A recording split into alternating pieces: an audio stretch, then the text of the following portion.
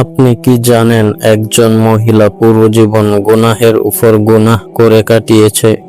সমাজ তাকে ঘৃণা করত, মানুষ তাকে দেখলে মুখ ফিরিয়ে নিত। একদিন প্রচন্ড গরমের দিনে সে রাস্তা দিয়ে যাচ্ছিল। হঠাৎ দেখতে পেল একটি কুকুর পিপাসায় ছটফট করছে।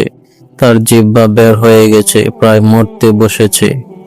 মহিলাটি তখন তার জুতা খুলে নিল, কাছের কুয়া থেকে জুতাই করে পানি তুলে এনে কুকুরটাকে খাওয়ালো। কুকুরটা পানি খেয়ে শান্ত হয়ে গেল। সেই রাতে মহিলা স্বপ্নে দেখলো ফেরেশতারা বলছে, আল্লাহ তোমার সেই এক ফোঁটা পানির কারণে তোমার সব গুনাহ মাফ করে দিয়েছেন এবং তোমাকে জান্নাত দিয়েছেন।